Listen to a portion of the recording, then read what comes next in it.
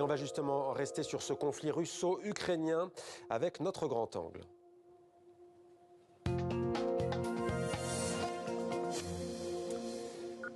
Le piège Nord Stream, une enquête digne d'un thriller. La journaliste Marion von Rentergem raconte comment Vladimir Poutine a patiemment tissé sa toile pour rendre les Européens dépendants de son gaz. Bonsoir Marion von Rentergem, soyez la bienvenue sur TV5 Monde. Vous êtes grand reporter. Votre livre Le piège Nord Stream est publié aux éditions Les Arènes. Alors, vous consacrez donc un récit vraiment passionnant, haletant à l'histoire de ce que vous appelez ce tuyau diabolique. Le sabotage de Nord Stream reste à ce jour mystérieux.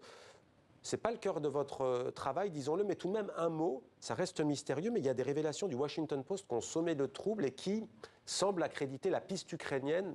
Que pouvez-vous nous dire à ce sujet ce soir? Ce ne sont pas vraiment des révélations du Washington Post. Il y a eu en effet des enquêtes dans le Washington Post, dans le Spiegel notamment, ce sont les dernières, qui, selon des sources de l'enquête allemande, aboutissent à une sorte de piste ukrainienne à partir du fait que des explosifs ayant servi à l'explosion des tuyaux dans la mer Baltique auraient été retrouvés dans un bateau qui lui-même appartenait à des Polonais, etc., des Ukrainiens, et à des Ukrainiens.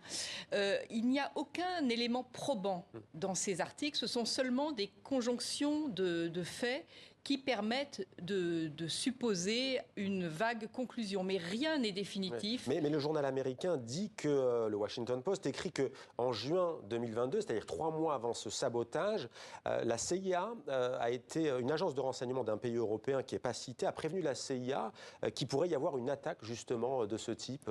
So what? Ça ne veut rien dire. C'est pas parce qu'on a éventuellement l'intention de commettre un crime qu'on le commet. Donc il n'y a aucune preuve là-dedans. Et moi je distingue dans ce livre les intentions, les intérêts passionnels et les intérêts rationnels. Et je dis que passionnellement, ce qui ne veut pas dire qu'on commet un crime, et ça ne veut pas dire que c'est dans son intérêt.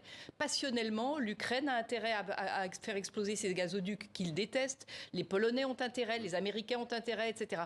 Mais ça n'est pas dans leur intérêt rationnel pour des raisons que j'explique dans le livre. Oui. Et il n'y a qu'un pays qui aurait un intérêt rationnel à le faire, ce qui ne veut pas dire que c'est lui non plus, c'est la Russie, pour des raisons que j'explique aussi dans le livre, mais je pense que c'est un peu trop long maintenant. Il faut le lire, mais maintenant on va parler du cœur de votre travail. Donc expliquez-nous en quoi Nord Stream, c'est la pièce maîtresse de ce piège tendu et prémédité que Vladimir Poutine a tendu à l'Europe.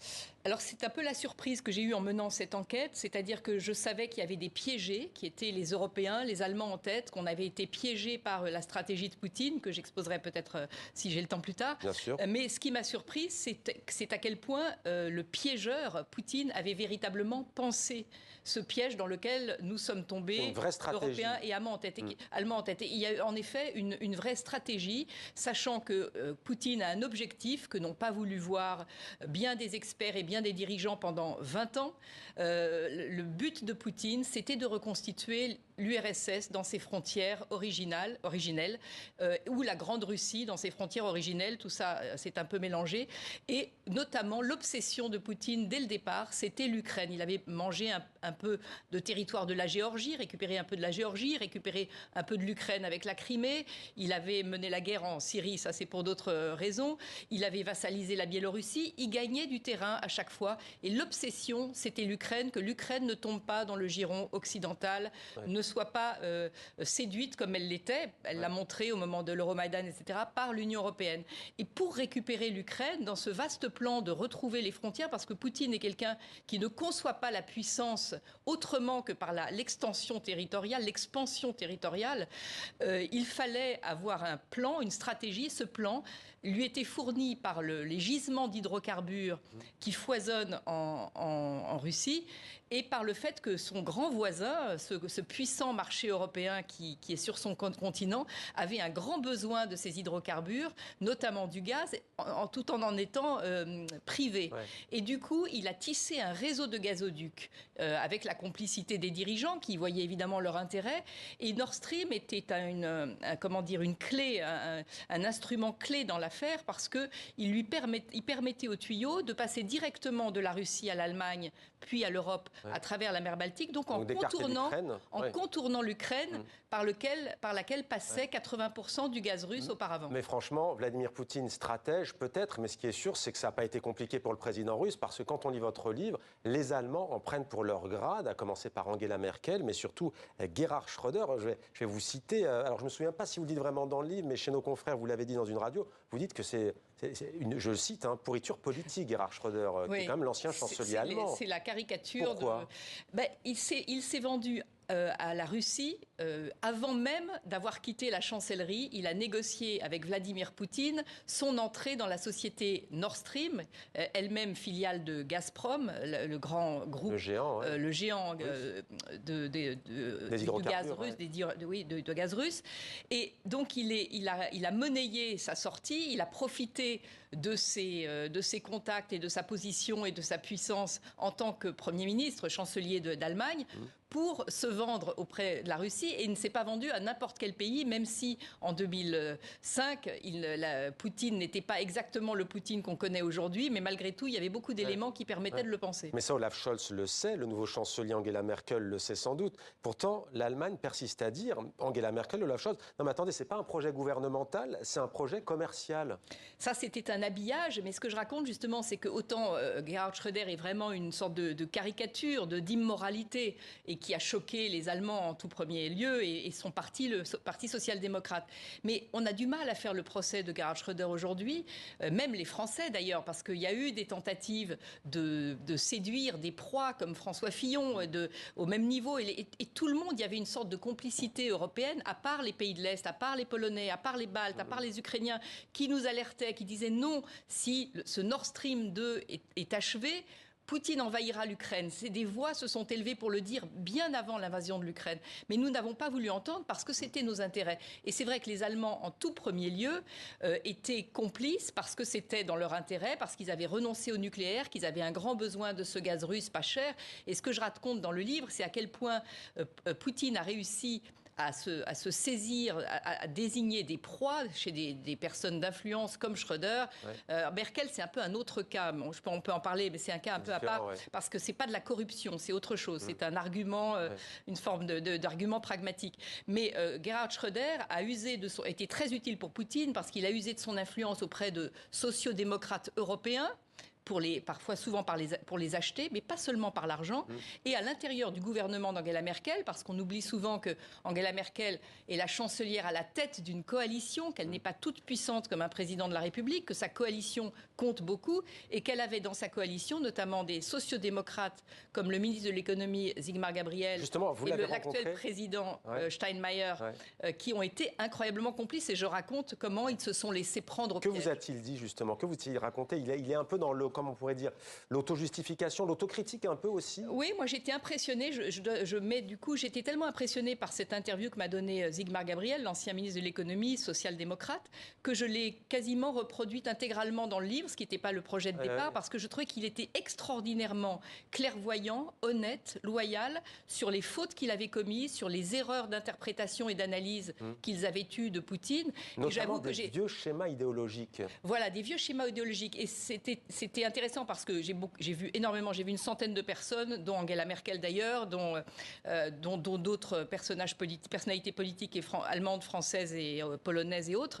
Et tout le monde me disait un peu la même chose que Sigmar Gabriel, mais il me le dit très clairement. Et ce qui est très intéressant dans ce qu'il dit, c'est que l'Allemagne croyait savoir négocier avec Moscou. Parce que le Moscou de l'URSS, parce qu'il disait on savait négocier avec une puissance de statu quo. En gros, c'était un adversaire, mais on le connaissait, ça ne bougeait pas, ils restaient dans leurs frontières.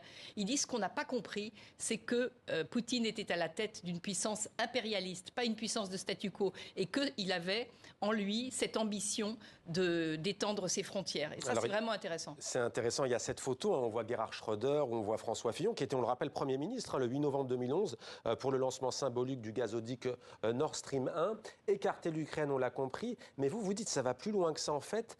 Toute cette affaire montre une sorte de fracture en Europe même, en fait. Oui, c'est très juste. Et cette fracture, on l'a vu depuis le début de la guerre en Ukraine. D'ailleurs, on a bien vu que ceux qui sont en première ligne, les pays baltes, les Polonais, évidemment les Ukrainiens, mais enfin qui ne sont pas dans l'Union européenne, étaient beaucoup plus alertes et beaucoup plus clairvoyants et lucides sur les intentions de Vladimir Poutine, parce qu'ils savent qui c'est. Et comme d'ailleurs le cas Merkel, dont je parle longuement dans le livre, livre est un cas à part aussi, parce qu'elle sait qui est Poutine. Elle est beaucoup moins naïve que les autres sur qui est Poutine. Ce sont d'autres raisonnements chez Merkel qui l'ont poussée à croire en une forme d'interdépendance. Elle savait pertinemment que Poutine avait toujours en tête de récupérer l'Ukraine, mais il y avait ces affrontements dans le Donbass, il y a eu les accords de Minsk qui ont essayé d'arrêter les morts qui se comptaient par milliers. Elle était prise là-dedans et elle se disait, avec ce calcul, et là elle a été naïve pour le coup, c'est de se dire la dépendance est une interdépendance, c'est-à-dire certes nous sommes dépendants de Poutine à moyen terme, mais lui est aussi dépendant de ses clients, en premier lieu l'Allemagne et l'Europe, son premier client acheteur de gaz, et elle pensait que cette interdépendance allait le neutraliser. C'est là que l'erreur a été commise. Mais vous dites naïveté, Marion Van Rentergem, mais les États-Unis dans tout ça quand même, ils n'ont pas été naïfs. Ils n'ont pas été naïfs. Mais ils n'ont pas prévenu l'Allemagne. Si, ils ont prévenu l'Allemagne. Le pire, c'est que le moins naïf et le meilleur de tous, le meilleur de tous, celui qui a eu une vision la plus juste de la Russie, c'était Donald Trump. Et Donald Trump était remonté contre Nord Stream, mais pour le coup, avec un raisonnement qui se tient. Et il n'avait pas tort, c'est-à-dire que, d'ailleurs, il détestait Merkel. Pour le coup, c'était une haine irrationnelle qu'elle lui rendait bien, sauf qu'elle est plus policée et civilisée qu'elle ne le montre pas, mais lui ne le cachait pas. Il détestait voir des voitures allemandes aux États-Unis, par exemple. Ça l'insupportait. Alors qu'il est d'origine allemande, on le rappelle. Oui, c'est pas ça qui compte, mais ça l'insupportait de voir la force économique allemande et de voir que l'Allemagne ne payait pas son dû à l'OTAN, que le budget de la défense allemande était extrêmement restreint, que les fameux 2% du PIB que les pays membres de l'OTAN sont censés apporter à la contribution collective, l'Allemagne ne remplissait pas son rôle. Et il disait, vous êtes bien gentils, vous comptez sur nous, parapluie américain, sur la sécurité, pour votre sécurité, vous comptez sur les États-Unis, mais par ailleurs, vous trafiquez avec les Russes et vous achetez leur gaz à bon marché, vous enrichissez la Russie. Il avait parfaitement raison. Et celui qui a en fait cassé les sanctions que Trump avait mises sur Nord Stream 2 pour empêcher de finir la construction, c'est Joe Biden.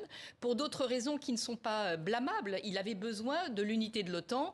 Et lors du dernier voyage d'Angela Merkel à Washington, juste avant son départ à elle et juste après l'arrivée de Biden à la Maison-Blanche, ils ont négocié la levée des sanctions sur Nord Stream. Et peu de temps après, quelques mois après, Poutine, la construction du tuyau a été achevée et Poutine a de fait envahi l'Ukraine conformément aux prédictions des Ukrainiens, des Polonais et des Baltes. Quand on vous écoute, on se dit que c'est un polar. Vraiment, on imagine bien. C'est un polar, on peut peut-être l'adapter pour une série. Je ne citerai pas de chaîne ou de marque, mais en tous les cas, je vous conseille vraiment. Tous les personnages sont là pour la série. Tout est là. Le piège Nord Stream chez les arènes. Marion Van Rentergem, prix Albert Londres. Et vous aviez consacré un livre notamment à Angela Merkel. Merci à vous d'être venu sur notre plateau.